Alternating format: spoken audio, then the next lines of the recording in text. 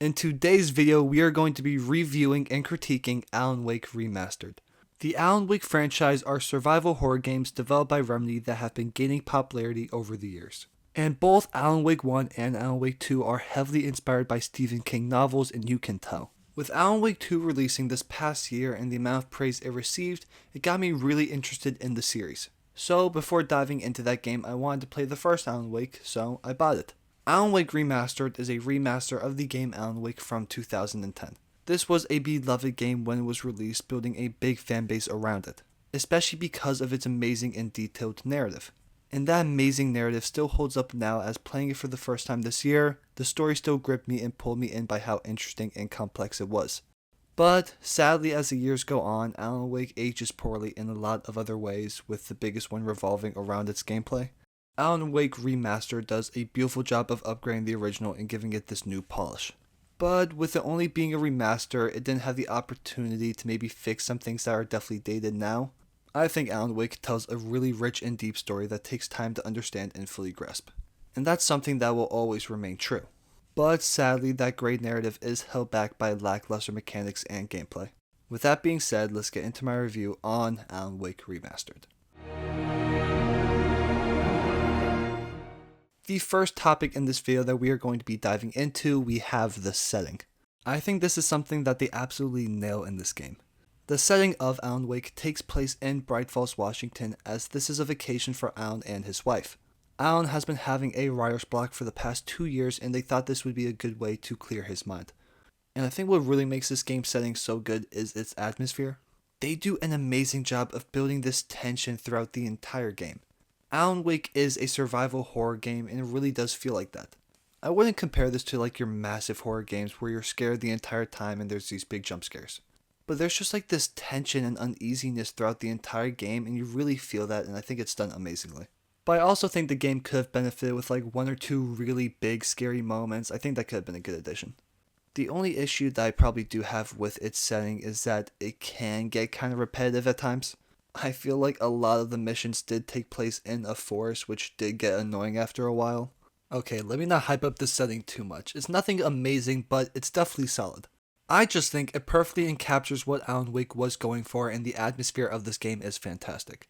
But overall, the setting isn't anything special, it just perfectly matches the vibe of this game. Moving on to the next part of this video, we have the gameplay. And wow, I have a lot to say about this, and like none of it is good.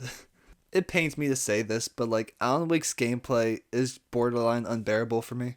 And it's really surprising for me to say that because I'm usually someone that can deal with bad gameplay. Like, I've played games like Morrowind that have horrific gameplay mechanics. Like, I can deal with that.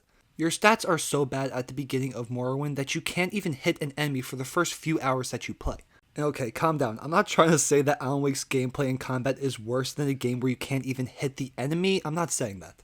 There was just something about Alan Wake's gameplay that was so unenjoyable and frustrating.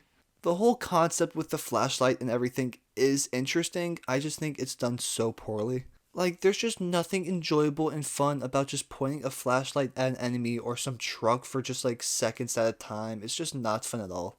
I have like this massive tractor flying at me, and all I can do is like throw a flare at it and point a flashlight. Like, it's just annoying. And maybe it wasn't as bad as it was when it came out in 2010, but at least now in 2024, the gameplay just has really aged poorly. And another thing, there's just not much variety in the combat whatsoever. I'd say not even halfway through the game, you've learned all the mechanics and there's nothing new added for the remainder of the game. And I just feel like there's way too many combat sequences in this game. Like, for how bad it was, there's just way too much of it.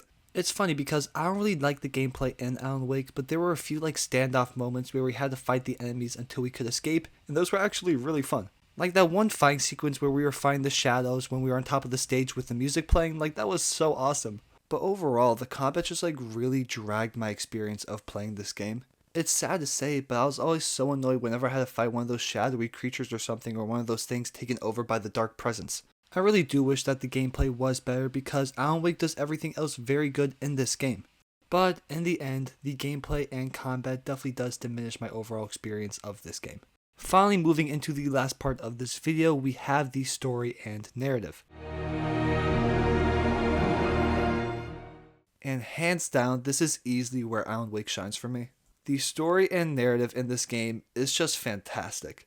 The amount of detail within this plot is just absolutely insane. Like, even now, the story is still a little bit confusing for me. Like, obviously, I understand the general plot and everything like that, but when you start diving into things like Thomas Zane, the clicker, like, things just get so confusing.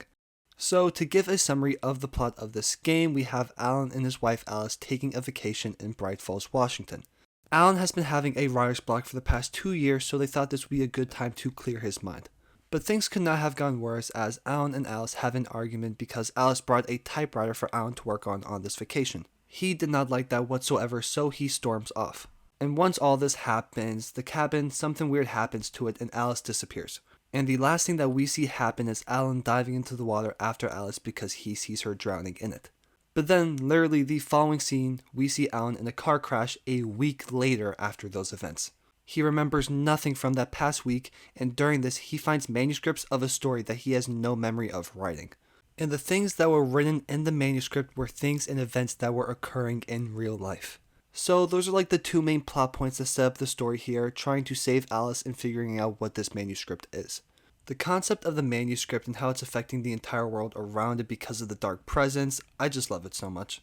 Throughout the entire story of Alan Wake, the dark presence ends up being the main antagonist. The dark presence is like this supernatural force or entity that can possess or manipulate people, objects, and environments. And that is exactly what it is doing in Alan Wake by manipulating the words on the manuscript to come to real life. The dark presence is basically using Alan Wake to write a story about their escape. The dark presence is actively trying to escape Cauldron Lake, so they're using Alan's writing abilities to do so. But obviously Alan does everything to fight against this so he can take out the dark presence and save his wife Alice. I just love the concept of the dark presence so much and how it's able to manipulate different people and things. It's just so cool. So, to take out the dark presence, Alan gets help from his friend Barry and Sheriff Sarah Breaker. And eventually at some point we learn of the way to take out the dark presence, and that is revolving the clicker. The clicker was an object that was written into the story by Thomas Zane, who was previously fighting the dark presence. In terms of Alan's life, the clicker was first introduced to him by his mother during his childhood. She would use this thing to help take away his fear of the dark. Everything revolving around the clicker and like Thomas Zane, just a massive time loop occurs, and it just makes no sense. Because now you can kind of look at both of their lives, Thomas Zane and Alan Wake, and how they both influenced one another. And like, it's the whole concept of like the chicken and the egg, which one came first. And it's just all very confusing because now we're questioning who wrote who first. Because throughout this entire game, we see Zane helping Alan throughout the story and helping him take out the dark presence. It's just crazy because Zane at the very beginning writes Alan into his story to fight the dark presence, and then eventually Alan does the exact same, ensuring that Zane's actions align with what he does in the present. Like, even now, there's never a time where you'll fully understand it because it is a time loop, and I just absolutely love that. So, to wrap up the story and narrative to see where this game ends, Alan Wake enters the dark place. And he uses the clicker to weaken this enemy, but to fully defeat it he realizes he has to stay behind in the dark place. This was the only way for him to defeat the dark presence and to save Alice. He had to stay in the dark place to rewrite reality to ensure Alice's safety. And that's where this game ends. Obviously there's some DLCs that continue on with this story, but we're not going to get into those in this video. The story and narrative in Alan Wake hands down is the best part of this game, and I love it so much. Overall, Alan Wake Remastered is able to tell a compelling narrative and do it in a way that not many other games can do. Remedy as a company just knows how to tell stories in such a unique and interesting way that I love. But sadly, with Alan Wake's age, the gameplay is just extremely held back and hurts the overall experience. There are just lots of times where the game would drag for me because of the gameplay. It's just one of those things that doesn't hold up as well today as maybe it once did back then. That doesn't stop Alan Wake from being an overall enjoyable game with an amazing concept for a story. I am still very excited to eventually play Alan Wake 2, and I think it's going to be an amazing game. With more updated graphics and gameplay mechanics, I think this game could be fantastic. Because I have full faith in Remedy to make an amazing narrative, and hopefully the gameplay is better in the second game. But my final rating of Alan Wake Remastered is a 7 out of 10. I really wish I could give this game a higher score because it does a lot of things well. But I just can't put it any higher because of its really frustrating gameplay. Alan Wake is a game that does storytelling in a very unique way that makes it stand out from any other game. But sadly, the age and data mechanics holds this game back for me. If you made it to the end of this video, I really appreciate it and I hope you guys enjoyed watching. If you did, it would mean a lot if you guys could comment, like, and subscribe. It would also mean a lot if you guys could check out some other videos on my page. But with that being said, again, thank you guys so much for watching and I will see you in the next video.